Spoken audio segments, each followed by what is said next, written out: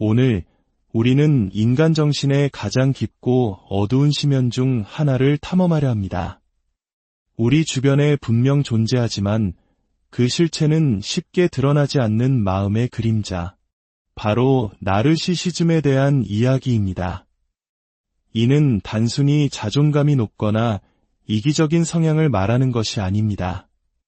한 사람의 영혼을 송두리째 흔들고 주변 사람들마저 그 거대한 환상 속으로 끌어들이는 강력하고도 복잡한 심리적 현상입니다. 이 이야기가 당신의 마음에 깊은 울림을 준다면 좋아요와 구독을 통해 더 많은 분들이 이 지혜의 빛을 함께 나눌 수 있도록 도와주시길 바랍니다. 당신의 작은 손길이 어둠 속에서 길을 잃은 누군가에게는 큰 등불이 될 수 있습니다. 당신의 모든 걸음에 평안이 깃들기를 기원하며 이제 시작하겠습니다. 나르시시즘의 본질은 무엇일까요?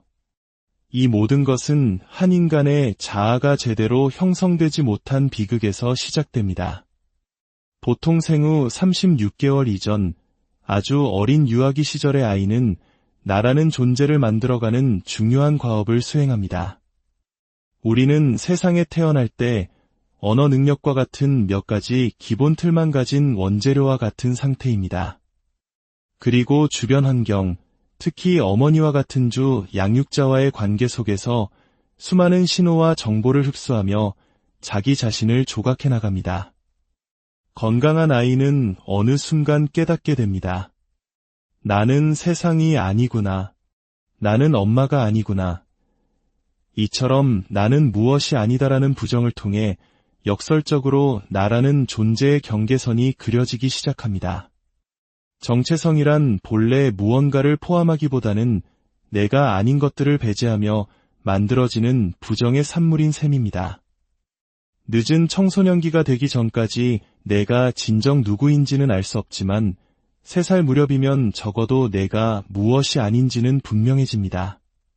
그런데 바로 이 결정적인 시기에 부모가 그 역할을 제대로 해내지 못하면 어떻게 될까요?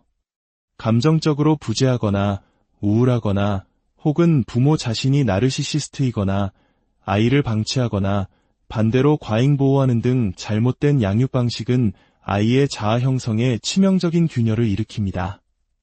그 결과 아이러니컬하게도 세상의 중심에 자기 자신밖에 없는 것처럼 보이지만 실제로는 자아가 없는 텅 빈 존재가 태어납니다.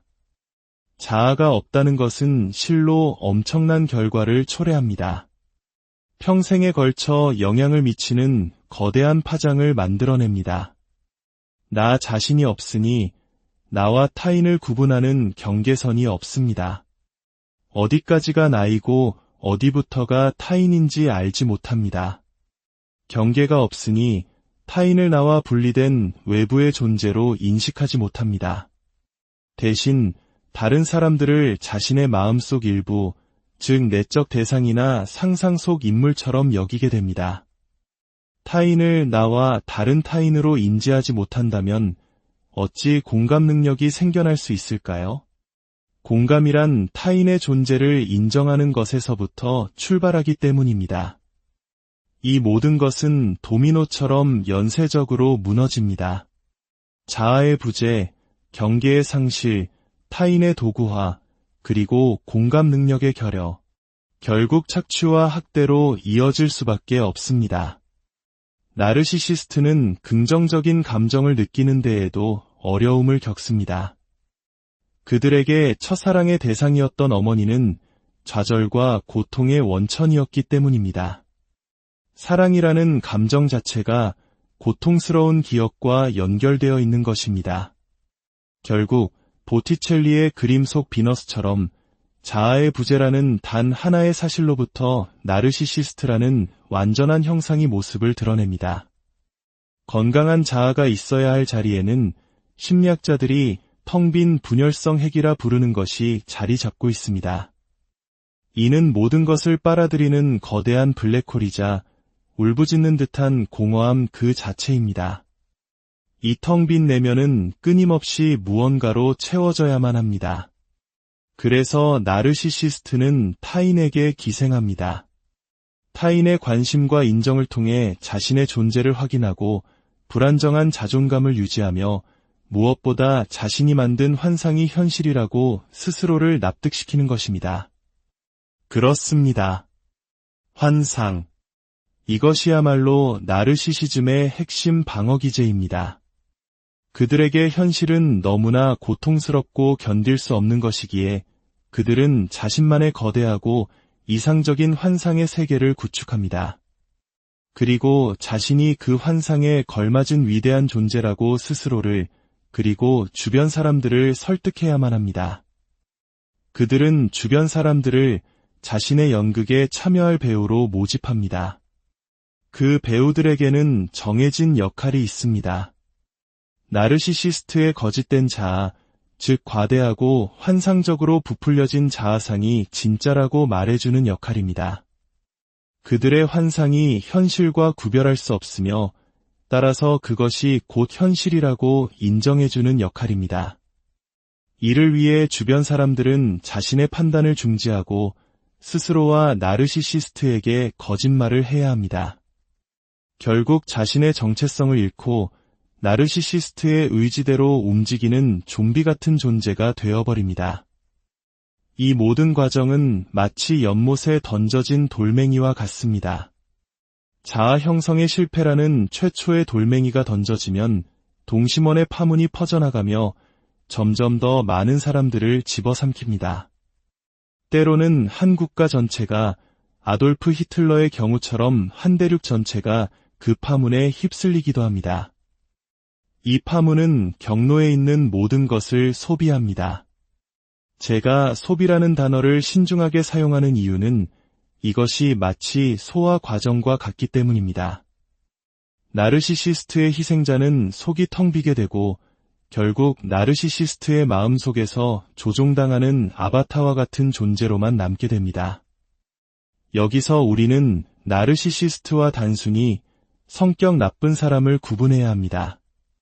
많은 사람들이 거만하고 오만하며 공감 능력이 부족하고 야심차게 행동합니다. 하지만 그들에게는 기능하는 자아가 있습니다. 환상과 현실을 구분할 줄 압니다. 어느 정도의 공감 능력도 갖추고 있습니다. 그들은 나르시시즘적 스타일을 가졌을 뿐 진정한 나르시시스트는 아닙니다. 더욱 놀라운 사실은 나르시시스트의 행동 통제 능력에 있습니다. 만약 나르시시스트가 교도소에 수감된다면 그들의 모든 나르시시즘적 행동은 마법처럼 사라집니다. 그들은 즉시 환경에 순응합니다. 만약 교도소에서 이전과 같이 거만하게 행동했다가는 아마 2주도 채 버티지 못하고 목숨을 잃을 것이기 때문입니다.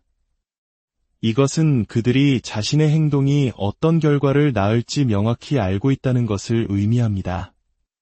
이는 임상심리학에서 매우 중대한 딜레마를 제기합니다. 보통 정신질환은 환자의 잘못이 아니라고 여겨집니다. 암이나 당뇨병처럼 어쩔 수 없이 얻게 된 병으로 환자는 그저 병의 희생자일 뿐입니다. 하지만 나르시시즘의 경우는 달라 보입니다.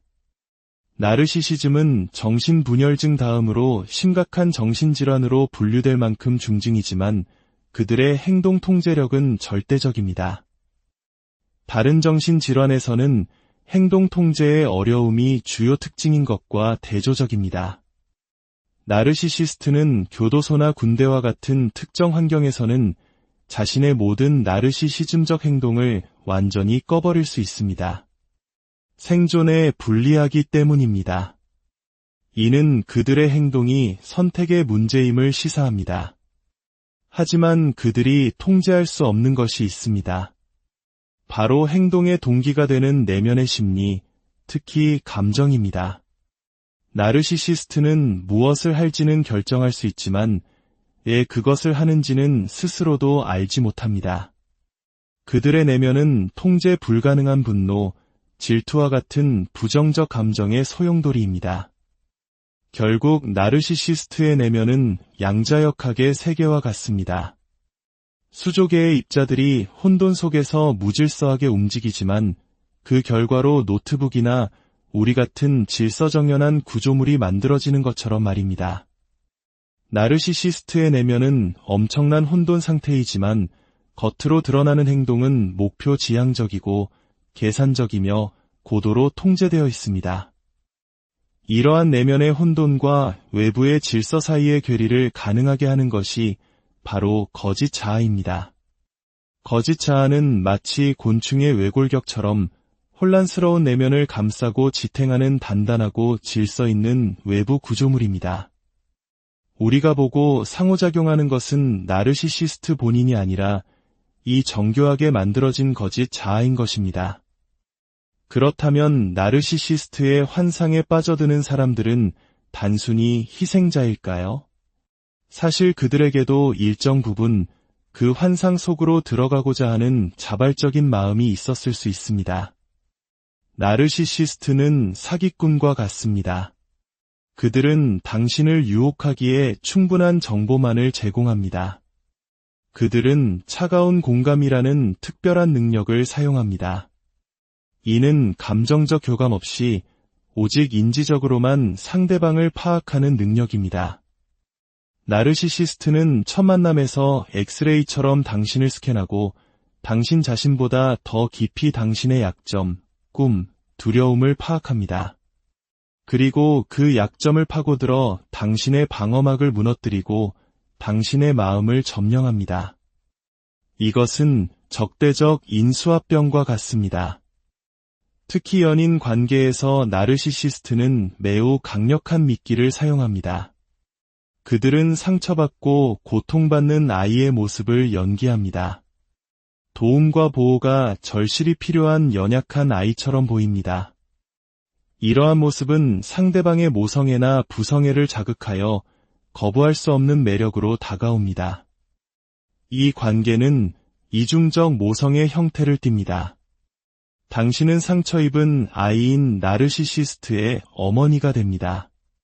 동시에 나르시시스트는 당신을 이상화함으로써 당신을 갓난아기 상태로 퇴행시켜 당신의 어머니가 됩니다.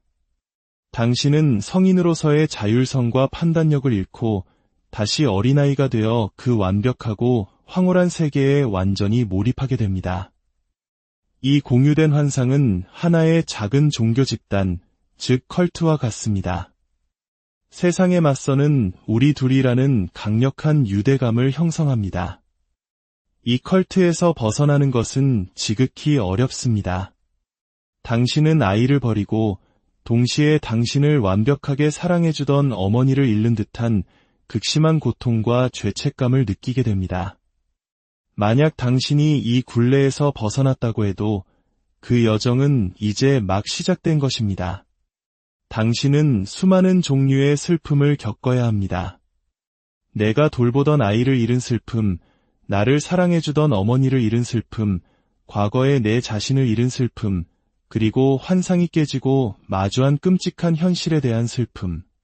그 후에는 다시 어린아이부터 성인으로 성장하는 과정을 스스로 거쳐야 합니다. 자기 자신의 어머니가 되어 자신을 처음부터 다시 키워내야 합니다. 또한 당신의 머릿속에는 나르시시스트의 목소리가 내사되어 끊임없이 당신을 비난하고 깎아내릴 것입니다. 이 목소리를 지우기 위해서는 전문가의 도움이 필요할 수 있습니다. 가장 가슴 아픈 발견은 당신이 결코 예전의 자신으로 돌아갈 수 없다는 사실입니다. 환상에 발을 들인 그 순간은 돌아갈 수 없는 지점입니다. 당신은 새로운 정체성을 구축해야 합니다.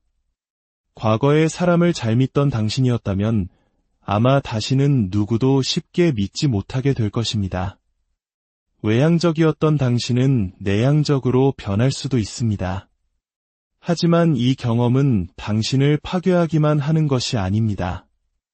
이 끔찍한 경험은 당신이 누구인지를 더욱 증폭시키는 계기가 될 수 있습니다. 당신은 이 경험을 자산으로 삼아 더 깊이 있고 더 지혜로우며 더 강한 사람으로 거듭날 수 있습니다. 다른 사람을 돕거나 예술 작품을 창조하는 등 당신의 고통을 의미 있는 것으로 승화시킬 수 있습니다. 나르시시즘적 학대는 다른 어떤 학대와도 다릅니다. 돈이나 성적인 목적을 가진 다른 학대와 달리 나르시시즘적 학대의 궁극적인 목표는 당신이라는 존재 자체를 지워버리는 것입니다. 당신을 죽이는 것이 아니라 당신의 존재를 없애는 것. 이는 아마도 한 인간이 겪을 수 있는 가장 끔찍한 경험일 것입니다. 하지만 기억하십시오. 이 모든 과정에서 당신이 할 수 있었던 것은 아무것도 없었습니다. 당신이 어떤 행동을 했든 하지 않았든 그 관계의 결말은 정해져 있었습니다. 그것은 당신과는 아무런 관련이 없는 나르시시스트 내면에서 벌어지는 오래된 비극의 재현일 뿐이었습니다. 그리고 나르시시스트 자신 또한 그 거대한 환상의 가장 큰 희생자라는 사실을 이해할 때 우리는 비로소 이 복잡한 현상의 전체 그림을 볼 수 있게 됩니다. 이 깊고 어두운 터널을 지나온 모든 이들이 자신의 상처를 지혜의 훈장으로 여기고 더욱 단단하고 빛나는 새로운 자신을 만들어가기를 진심으로